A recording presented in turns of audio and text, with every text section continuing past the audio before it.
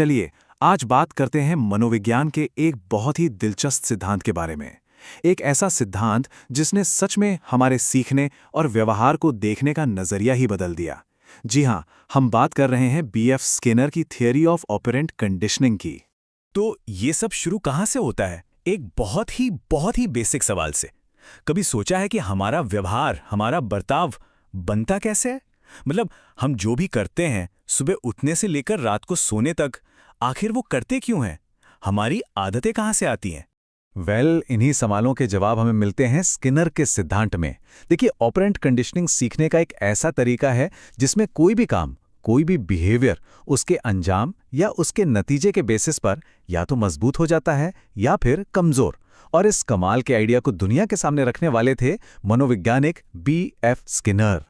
अगर इस पूरी थ्योरी को एक लाइन में समझना हो तो वो ये है, हमारा व्यवहार उसके नतीजों से कंट्रोल होता है। बस इतना ही। मतलब हम जो भी काम करते हैं उसका जो भी रिजल्ट आता है वही तय करता है कि हम उसे दोबारा करेंगे या नहीं।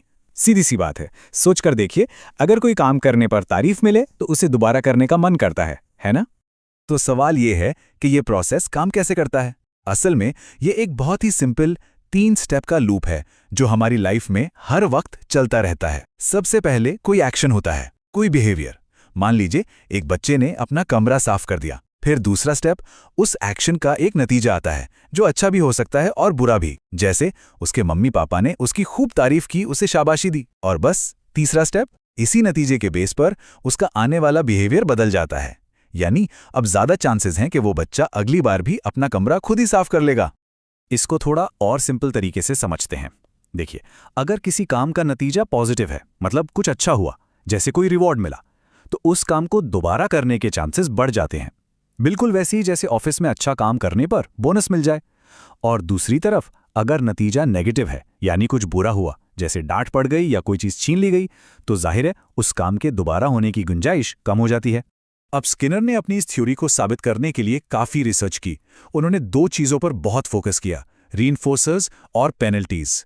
रीइंफोर्सर्स यानी वो चीजें जो किसी अच्छे बिहेवियर को बढ़ावा देती हैं, जैसे तारीफ या कोई इनाम। और पेनल्टीज मतलब वो चीजें जो किसी बुरे बिहेवियर को रोकती हैं, जैसे कोई सजा। उन्होंने ऑपरेंट कंडीशनिंग की क्लासेस भी लीं और कई साइंटिफिक एक्सपेरिमेंट्स भी किए, खासकर ये समझने के लिए कि स्टूडेंट्स का बिहेवियर कैसे काम करता है। और हाँ, ये मत सोचिएगा कि ये सब बस किताबों की बातें हैं। अरे नहीं, इसका असर तो हमारी असली दुनिया पर बहुत गहरा है। जैसे एजुकेशन में, क्लास में अच्छे बिहेवियर के लिए बच्चों को जो स्टार्स मिलते हैं ना, वो इसी का तो एक एग्जाम्पल है। साइकोलॉजी में तो इसका इस्तेमाल थेरेपी में होता है, फोबिया जैसी चीजों से निपटने के लिए। और तो और जानवरों को जो ट्रेनिंग दी जाती है, उसके पीछे भी यही सिद्धांत काम करता है। तो फिर इस पूरी बातचीत से हमें क्या सीखना चाहिए? सबसे जरूरी बात क्या है? वो ये है कि किसी भी व्यवहार को बदलने के लिए सजा देना उतना असरदार नहीं है जितना उसे पॉजिटिव तरीकों से मजबूत करना। जब हम ऐसा करते हैं तो सीखी हुई चीजें लंबे समय तक याद रहती हैं। मतलब ये पूरी थ्योरी रिवॉर्ड की ताकत पर जोर देती है, सजा के डर पर नहीं। और आखिर में हम एक सवाल के साथ इस चर्चा को खत्म करते हैं। जरा सोचिए, सीखने की पूरी प्रक्रिया में ये जो पॉजिटिव रीइंफोर्समेंट है, ये जो सकारात्मकता है, ये असल में कितनी ज्यादा ताकतवर हो सकती है। इस पर जरूर गौर कीजिएगा।